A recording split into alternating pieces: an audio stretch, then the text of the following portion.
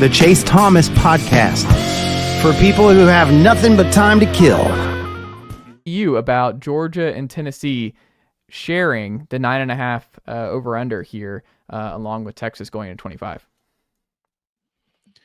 I mean, not to just be the number one Tennessee hater here, but I think it's schedule. Like, this is all about the schedule. Like, Georgia's schedule is going to be significantly more difficult than Tennessee's. I mean, for one, just having to go on the road at Tennessee early, obviously, but and Tennessee has that Georgia game. Outside of Georgia and Alabama, like, who's the next toughest game on Tennessee's schedule? Like, maybe a Florida team is better it's this absolutely year. Florida. You haven't won in Florida in nearly 25 years, so it's. But I'm saying Florida's a team that's, not a contender by any means coming into this season. Like, in terms of Georgia just having Texas and Ole Miss again, and maybe an improved Auburn team, but Auburn's kind of in that same kind of group with Florida. But a Georgia Tech team that seems probably better than anyone out of conference Tennessee will play. Is that accurate? Tennessee has Syracuse out of conference. Syracuse in the opener right now. I think they're a 2-touchdown favorite. I think it's like 14. I would probably. I think those might be two comparable teams, but I probably have Tech as a better team. But and then Georgia obviously has Alabama on the schedule as well. So it's I think a lot of it's about. I mean, I've talked about this being an unproven Georgia team. 9.5 has got to be the lowest preseason win total has been since 2020 or something like that. So, but yeah, I think schedule has to be the biggest factor in those being the same right now. I think schedule is part of it, but I also just think, and this is something I've talked about a lot this offseason, Matt, is that Tennessee has such a high floor. Like, Heupel's built a really high floor here. And something that's annoyed me about some of the national narrative about, like, who could be a 25 breakthrough darling, and seeing some early CFP projections where you see like a South Carolina, and they're here on Bet Online for 5.5 over under win total. You look at Auburn, who you've seen is kind of get in there. They're 7.5. You look at Florida, they're 6.5. It's like, I think people just don't want to pick Tennessee, and I'm not trying to sound like a homer here, but I think Tennessee, if they just win one game that Heupel hasn't won in the last 4 years, just one, whether that's Georgia at home or at Florida or at Alabama, they're back in the playoff. And like you said, it's kind of schedule related, but 10-2 is very feasible for this team. If they can just win one game, they probably won't be favored against this season, and they're back in the playoff. And I think there's a chance that they're a better team in 25 anyway, depending on how Nico progresses, how the offensive line coalesces with 4 new starters. What does Mike Matthews look like on the outside? How do certain guys settle in? But I mean, I think the defense is going to be, and we're going to get to the S&P Plus projections here in a little bit from Bill Connelly. I mean, he has Tennessee back in the top 10 in defensive projections here. I think the defense is going to be elite again. I think there's a path to them actually being better than what we saw a year ago. But yeah, I don't know. I mean, I think 9.5 is about right. But like you said, I think part of it is schedule. Part of it is just, I think, Tennessee's defense and what Heupel proved that he could win 10 games with a substandard passing attack.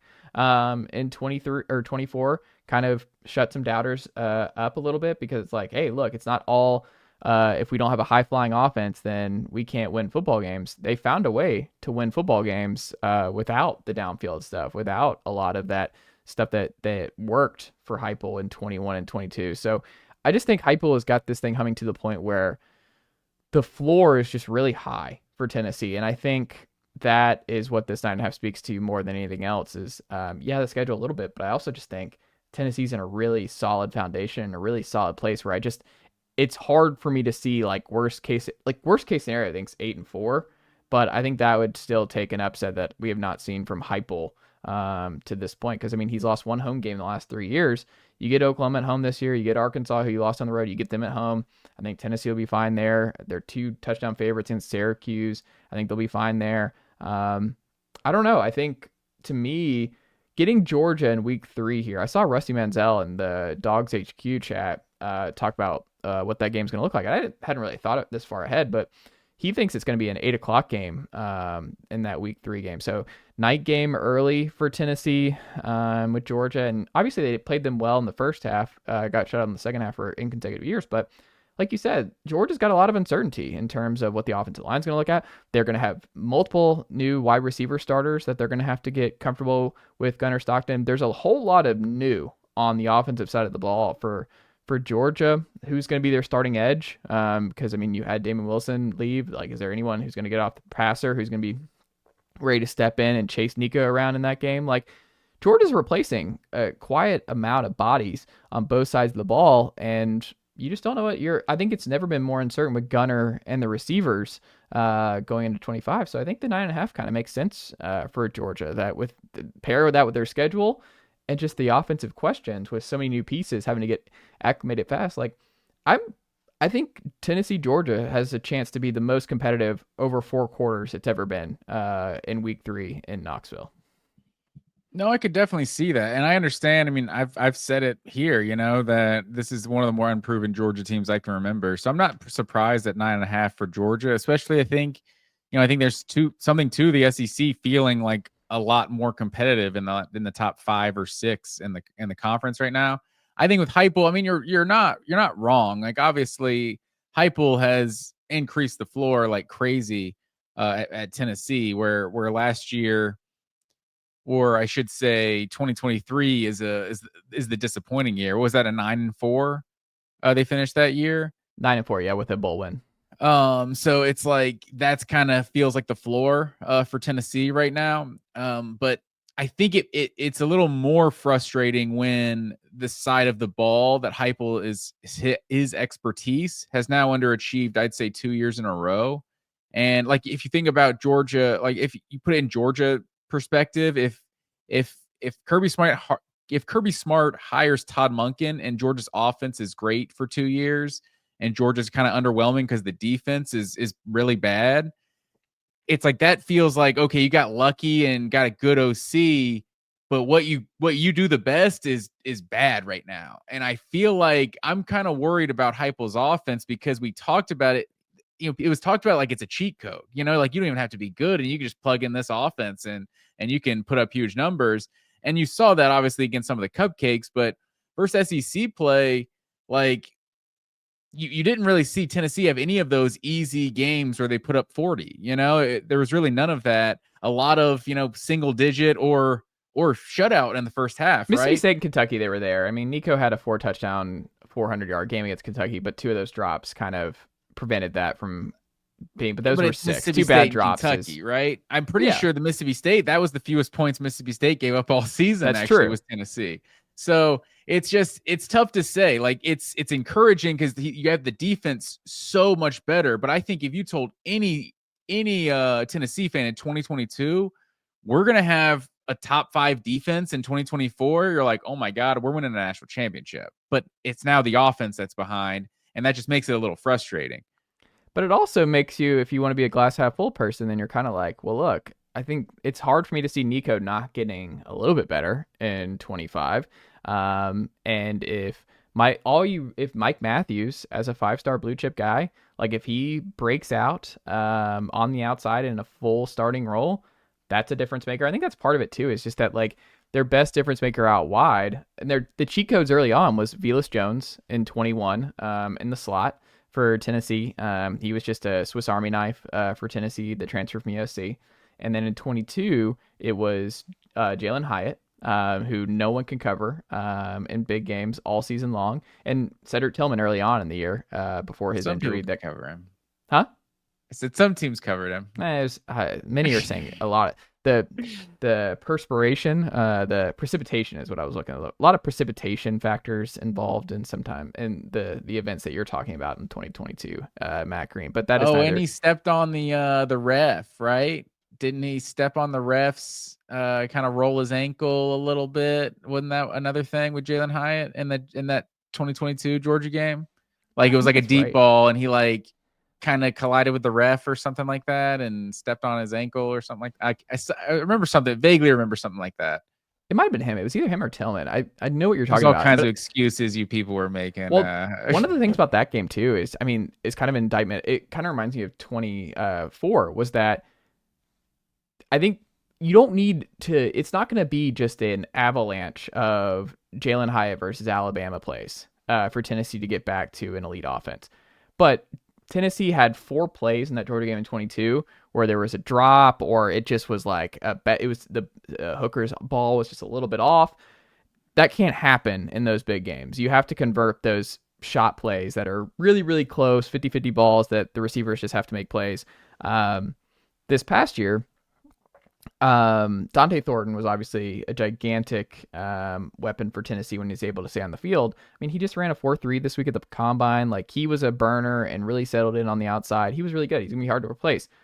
But I think Mike Matthews, if he is a difference maker on the outside, like Cedric Tillman or Jalen Hyatt or Velus Jones, he just has to be someone that scares defenses, because Tennessee has not had enough guys on the outside who put fear in opposing defenses the last 2 years like they had the first 2. Like, Tillman scared defenses. Tillman was a matchup nightmare. Jalen Hyatt obviously scared defenses. Velus Jones was annoying to deal with for opposing defenses.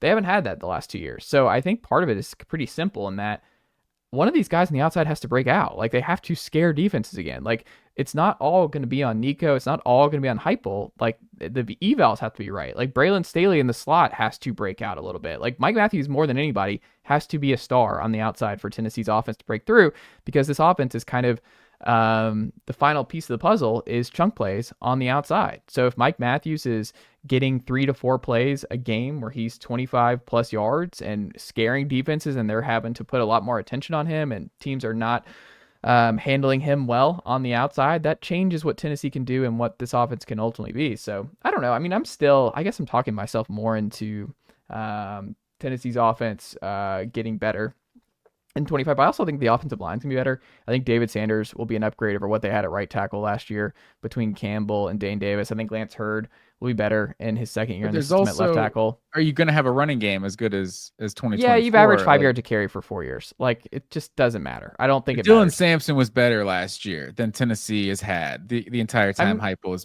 has been there. I That's disagree. their best running game they've had. No? Jalen Wright was averaging 7.5 yards per carry 2 years ago. I would say Tennessee's just from a neutral perspective, Tennessee's run game seemed better last year. I mean, do you remember the first play of the Tennessee-Georgia game 2 years ago? What happened in that game? Jalen Wright burst through. That was Dylan Sampson also, right? No, that was Jalen Wright. That was Jalen Wright? You yeah, sure? That was Jalen Wright. Still, that was the only good play of that game. But that's what I'm saying. Jalen Wright had look, Dylan Sampson's awesome. I love Dylan Sampson, but what I'm saying is, like, the Jalen Wright of 2 years ago was the biggest home run hitter Tennessee's had in the Heupel era, where he was a big play threat that was could go 60 to 70 on any given play. And that's what I think they average actually more yards per carry in 23 than they did in 24, the highest of the Heupel era. But what that also happened though in 23 because was they were rotated. To rely more on the run game. But they also rotated. Like, they had a healthy rotation of Jalen, Dylan, and Jabari Small that I think you're going to go back to more of this year with Peyton Lewis, Deshaun Bishop, and Star Thomas. So I think they're going to be able to run the ball, and I think they're going to rotate more. I'm not worried about the running game. Wide splits, light boxes, can't lose Matt Green. Tennessee's always going to be able to run the football under Josh Heupel. I'm not really concerned about that. They have to hit chunk plays of the year. Mike Matthews has to be a difference maker on the outside. Chris Brazzell has to have a much better year too in this system. I have much bigger fish to fry on the offensive side of the ball than Tennessee running the ball. Hey, well, all I'm gonna say here is, I mean, does this scare you a little bit though? Like, that Georgia and Tennessee are both at 9.5. When you see 9.5 for Georgia, are you a little bit? Before I get to that, I'm gonna say, Nico or Joe Milton, 2,800 yards, 20 touchdowns, 5 picks, 64% completion. Nico, 2,600 yards, 19 touchdowns, 5 picks, 63% completion. You could round it to 64. Mm-hmm. Almost identical production in the last 2 years at the quarterback position. You got to watch the games, and also context matters. I just think you're leaving out a lot of context. I mean, Nico's best numbers were not against the good teams, though. It gets worse if you add context. No, I mean, Nico was good down the stretch. Like, Nico got better as the season went along. Like, Nico was good. I'm saying, I bet you 60% of his touchdowns were against like non-conference competition. Like, they put up some huge numbers in those cupcake games. Yeah, I mean a little bit, but I mean he should have had 4 touchdown passes, like I said, against Kentucky. He had 2. He lit up Mississippi State a little bit before he got knocked out of that one. I mean, he was making plays with his legs down the stretch too against Georgia, running for his life, making stuff happen. Was a warrior against the Dogs in Athens.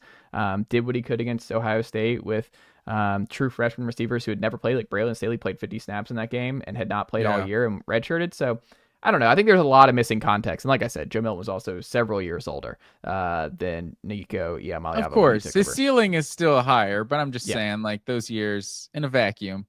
Big year for Nico, which is fair. In terms of the 9.5, though, I think, and I don't even know if we mentioned it, but Texas is the other one that's there at 9.5. Yeah, I really do think it's a lot of the schedule, and you could make that argument for Texas. Excuse me, too. Like I was